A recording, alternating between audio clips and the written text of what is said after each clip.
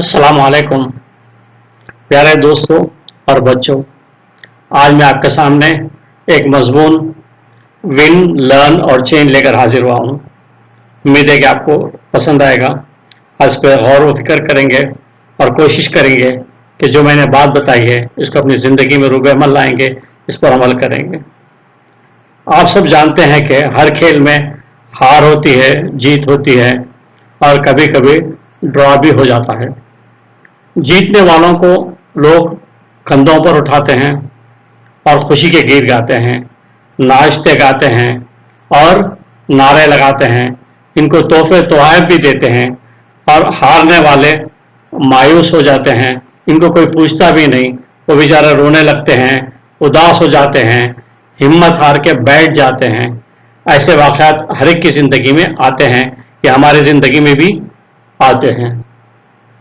लोग कहते हैं कि वक्त के साथ सोच बदल गई और दुनिया में नई सोच ने जन्म लिया है। मेरा यह मानना है कि यह सोच हमेशा से रही है, लेकिन यह आजकल बात आम हो गई है। आज कहते हैं कि यह हार नहीं है, बल्कि हार एक लेसन है। हारने वाले के लिए एक सबक है और इस हार से हमको सीखना चाहिए। हारने वाले को इस हार से सीखना चाहिए और अपने आप को तैयार करना चाहिए कि फिर वो आगे कामयाब हो।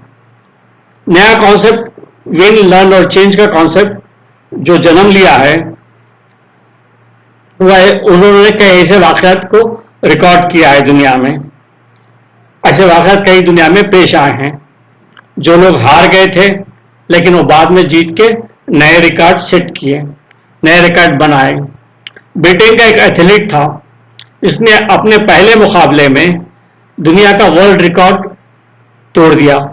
सारी दुनिया में धूम मच गई, अखबार और टीवी पे दिन रात इसका चर्चा था। ब्रिटेन में वो हीरो बन गया, इनामात की बारिश होने लगी, तोहफे तोहफ़े के बारिश हुई, खूब पैसा मिला, घर गाड़ी यानी ढेर सारी दौलत मिली। हुकूमत ने भी इनाम दिया, हर पार्टी और प्रोग्राम में इसको बुलाया जाने लगा और वो इस शहरत की बुलंदियों में खो गया। और जब इसने दूसरे मुकाबले में हिस्सा लिया तो अपना रिकॉर्ड तो छोड़ें, वो क्वालिफाई भी नहीं हुआ। वो बेहद शर्मिंदा हुआ कि उसने क्या किया। और तमाम न्यूज़पेपर्स और टीवी चैनल्स पर इस पर बहुत तनकीद हुई। हर कोई इसको बुरा बुरा कह रहा था। इसको ये उम्मीद नहीं थी कि वो इतना बुरा करेगा। और आपको पता ही है कि दुनिया में जब आदमी जीतता है तो इसको लोग कंधों पर उठा के घूमते हैं, और जब वो हार जाता है या वो यानी क्वालिफाई नहीं हो पाता है तो इसको लोग जो है दुनिया की जो सबसे बड़ी बुलंदी है उससे नीचे फेंकते हैं। और यही हाल इसके साथ हुआ। और इन्हें इसके जो है कोच जो है भी इसको बुरा कह रहा था, लोग भी इसको बुरा कह रहे थे, लोग भी इसको अच्छी नजरों से नहीं देख रहे थे। यहां तक कि दोस्त, अहबाब, फैमिली मेंबर्स, अजीज रिश्तेदार कोई इससे सीधे मुंह बात नहीं कर रहा था। वो बंद कमरे में बैठे ये सोच रहा था कि लोगों के रवैये को क्या हो गया, मीडिया का इतना सख्त रवैया क्यों है मेरे साथ। इसको अपनी हार का बेहद गम था। वो इससे आगे नहीं सोच पा रहा था कि ये सब क्या हो गया। उसने बहुत सोचने के बाद, बहुत गौर व फिक्र करने के बाद अपने आप को हिम्मत दिलाई और इरादा किया और अपने से वादा किया। और ये वो इरादा किया कि मैं आइंदा अपने आप को तैयार करूंगा और मैं अपना खोया हुआ मुकाम हासिल करूंगा।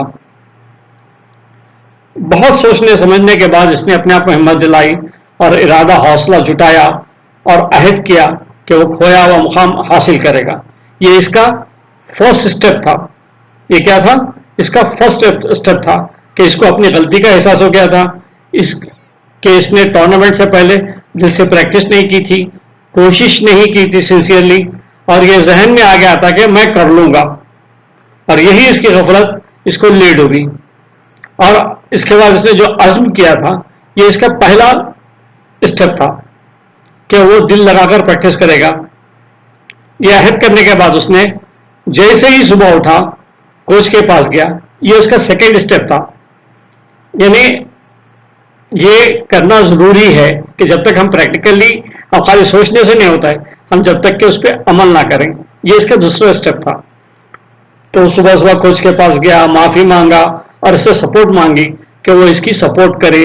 پھر اس نے مسلسل کوشش کی اور خوب محنت کی, اپنے ایٹیٹیوڈ اور مائنڈ سیٹ کو چینج کیا, حکمت عملی نہیں بنائی, اپنے اپروچ کو چینج کیا. اب ہر گیم وہ جیتنے کی غرض سے کھیلتا تھا. یعنی ہر گیم میں اس کی کوشش یہ ہوتی تھی کہ وہ جیتے, ہارنے کے لیے نہیں کہتا تھا, وہ جیتنے کے لیے کہتا تھا. اس کے لیے خوب محنت کرتا تھا, پلاننگ کرتا تھا. اس نے محنت کر کے پہلے کوالیفائی کیا, پھر ملک کی ٹیم میں شامل ہوا. ملک کی ٹیم میں شامل ہونے سے پہلے کوالیفائی ہونا ضروری ہے. اور پھر اس نے چیمپئن شپ میں حصہ لیا اور چیمپئن شپ جیتی اور اپنا خود کا بنایا ہوا ریکارڈ بھی توڑ دیا اور نئے ریکارڈ بنایا. اس کے بعد سے وہ ہارا نہیں اور ہر وقت نئے ریکارڈ سیٹ کیا. ہر گیم سے پہلے وہ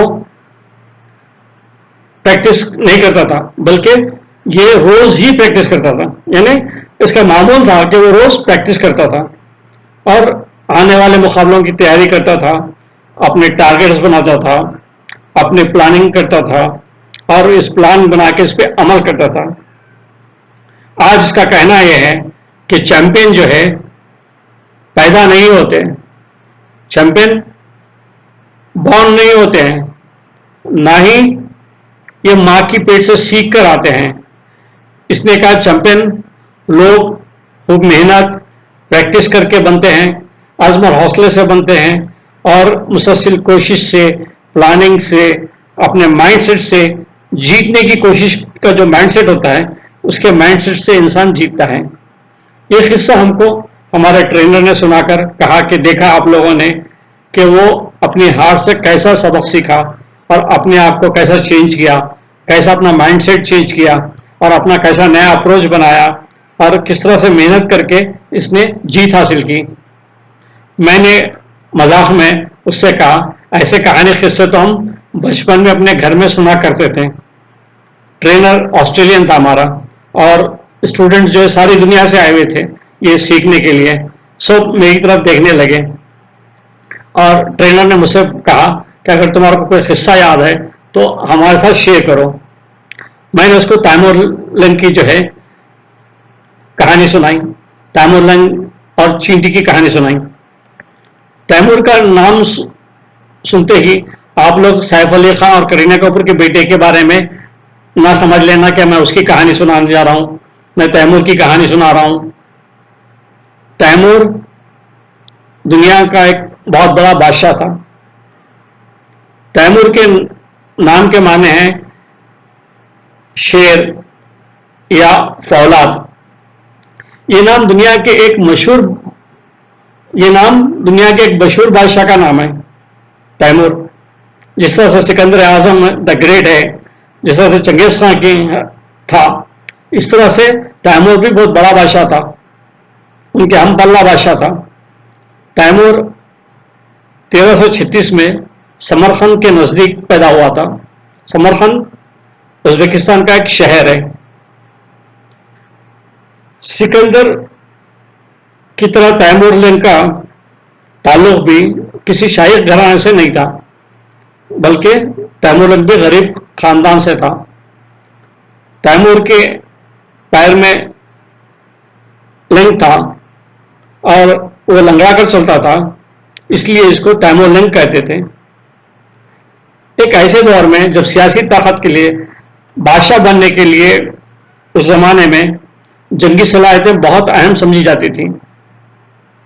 یعنی اس زمانے میں بادشاہ بننے کے لیے, آپ کو سپہ سالار بننے کے لیے آپ کو جو ہے طاقتور ہونا پڑتا تھا, آپ کا جو ہے ویل باڈی ہونی پڑتی تھی, آپ کو جو ہے اچھی جنگی سپہ سالار اپنے جنگی آلات پہ مہارت ہونی چاہیے تھی, یعنی فوجی صلاحیتوں کی مہارت ہونی چاہیے تھی آپ پہ. آپ کو جنگی صلاحیتیں سیکھنی پڑتی تھیں، اور جب آپ یعنی سیکھتے تھے سب چیزیں اور آپ تندرست ہوتے تھے، آپ یعنی ویل باڈی آدمی ہوتے تھے، تو آپ کو لوگ سپاہ سالار کے لیے جو ہے وہ کرتے تھے. آج بھی آپ دیکھیں ملٹری کے لیے آدمی کو اس کے پیرامیٹرز ہے، اس کے حساب سے آپ کو تندرست ہونا ہے، آپ کی ہائٹ ہونا، آپ کا چیسٹ ہونا، یہ سب فوج کے لیے ضروری ہے آج بھی. تو تیمور ایک تو پیر میں لنگ تھا اس کے، اور وہ ایک غریب خاندان سے تھا، اور یہ اس کے لیے اس کی بہت بڑی کمزوری تھی، یہ ویکنیس تھی اس کی. اس کے باوجود اس کے لنگڑے پن کے تیمور نے فن سپاہ گیری میں مہارت حاصل کی. وہ بیک وقت دونوں ہاتھ چلاتا تھا، یعنی دونوں ہاتھ سے ہتھیار چلاتا تھا، ایک ہاتھ میں تلوار تو دوسرے ہاتھ میں کلاڑا. مشہور ہے. اور اس زمانے کی بات یہ بھی مشہور تھی کہ تیمور کو جب نوجوان تھا تو اس کو یہ کہاوت معلوم تھی جو ازبکستان میں مشہور تھی، جو ہاتھ تلوار اٹھا سکتا ہے وہی تخت و تاج کا حقدار ہوتا ہے. جو ہاتھ تلوار اٹھا سکتا ہے وہی تخت و تاج کا حقدار ہوتا ہے. تیمور کے بارے میں کئی کہانیاں مشہور ہیں، لیکن ہسٹورین کہتے ہیں کہ بہت ساری کہانیاں تیمور کے کردار کو کمزور کرنے کے لیے گھڑی گئی ہیں. یہ کہانیاں اس کی زندگی کے یعنی جو اس کی زندگی کا یعنی کیا ہوتے اس کے کردار کو مسخ کرنے کے لیے جو ہے کہانیاں گھڑی گئی ہیں بہت ساری. لیکن جو میں آپ کو کہانی سنا رہا ہوں وہ ایک سبق آموز کہانی ہے جو ہم بچپن میں سنا کرتے تھے. کبھی یہ داخلہ کورس بھی تھی کہ تیمور نے چیونٹی سے کیا سیکھا، تیمور نے چیونٹی سے کیا سبق سیکھا. بتایا جاتا ہے کہ تیمور نے میدان جنگ میں شکست کھانے کے بعد جان بچانے کے لیے ایک غار میں چھپ گیا تھا، کیو میں چھپ گیا تھا. وہ آرام کر رہا تھا، دیکھا کہ ایک چیونٹی کھانے کا ایک دانہ اٹھا کر اوپر لے جا رہی ہے. وہ اوپر لے کے جاتی ہے، دانہ گر جاتا ہے، وہ پھر نیچے آتی ہے، اوپر لے کے جاتی ہے، پھر دانہ گر جاتا ہے، پھر وہ نیچے آتی ہے، پھر اٹھا کر اوپر لے جاتی ہے، پھر دانہ گر جاتا ہے، پھر وہ نیچے آتی ہے، پھر اٹھاتی ہے، پھر اٹھا کر اوپر لے جاتی ہے، پھر دانہ گر جاتا ہے، پھر اٹھا کر اوپر لے جاتی ہے. دانہ وزنی ہونے کی وجہ سے وہ اوپر جانے کے بعد سنبھال نہیں پا رہی تھی اور وہ گر جاتا تھا. وہ دانہ چیونٹی سے بھی بڑا تھا. وہ پھر کوشش کرتی تھی. اس طرح وہ بار بار دانہ لے کر جاتے ہیں. آپ یہ چیونٹی کا یہ عمل آپ بھی دیکھ سکتے ہیں. آپ دانے ڈال کے دیکھیے چیونٹی کس طرح سے لے جاتی ہے. تو اوپر چڑھتی ہے، اوپر جانے کے بعد سنبھال نہیں پاتی، دانہ گر جاتا ہے، وہ پھر نیچے آتی ہے اور اوپر لے کر جانے کی کوشش کرتی ہے. ہمت نہیں ہارتی، نہ حوصلہ چھوڑتی ہے، اور کئی بار کوشش کے بعد بالآخر چیونٹی دانہ لے جانے میں کامیاب ہو جاتی ہے. تیمور یہ سب کچھ دیکھ رہا ہوتا ہے. اس کی ہمت، حوصلہ، جانفشانی، مسلسل جدوجہد اور کوشش. تیمور سوچتا ہے یہ معمولی چھوٹی سی چیونٹی جب اتنا جذبہ، ہمت، حوصلہ، کوشش کرتی ہے، اللہ نے اس کو طاقت دی ہے اور آخر یہ دانہ لے جانے میں کامیاب ہو جاتی ہے. میں تو انسان ہوں، اشرف المخلوقات ہوں، میں کیسے بزدل، کمزور، حوصلہ حال کے بیٹھا رہا ہوں. چیونٹی سے بادشاہ کو بھی حوصلہ ہوا، تیمور کو حوصلہ ہوا، اور پھر اس نے فوج کو جمع کیا اور پوری طاقت سے دشمن فوج پر حملہ کر کے فتح حاصل کر لی. چیونٹی کی کہانی سے ہم کو بھی سبق ملا کہ کوئی بھی کام کے لیے امید، حوصلہ، جستجو اور جدوجہد آخر تک کرنی چاہیے. اور کوئی کھیل ہو کہ لڑائی، امتحان ہو کہ کوئی کام، جیتنے اور جیت حاصل کرنے کے لیے کرنا چاہیے. کے لیے جیتنے اور جیت حاصل کرنے کے لیے کرنا چاہیے. اگر ہار ہوتی ہے تو اس سے سبق حاصل کرنا، اس سے سیکھنا اور اپنی حکمت عملی یعنی اپروچ میں تبدیلی اور چینج لانا اور کوشش کرنا چاہیے. اور جب تک کوشش کرنی چاہیے جب تک آپ جیت نہ جائیں، کامیاب نہ ہو جائیں. اور جو کوشش اور جدوجہد کرنے والے لوگ ہوتے ہیں ان کو اللہ تعالیٰ بھی ان کی مدد کرتا ہے، ان کو پسند فرماتا ہے اور ان کی ہر طرح سے مدد کرتا ہے. اور ہم سب کو یہ کوشش زندگی بھر کرنی چاہیے اور یہی زندگی کا مقصد ہے. اس کے لیے علامہ اقبال نے کہا ہے جنبش سے ہے زندگی جہاں کی، جنبش سے ہے زندگی جہاں کی، یہ رسم قدیم ہے یہاں کی. امید ہے کہ آپ کو یہ کہانی پسند آئی ہوگی، آپ کو اچھی لگی ہوگی. تو اس کو آپ لائک کریں، شیئر کریں، کامنٹ کریں، کرٹیسائز کریں اور میرے چینل کو سبسکرائب کریں تاکہ میں آپ کے پاس اچھی اچھی باتیں آپ تک پہنچانے کی کوشش کروں. Thank you very much. Take care.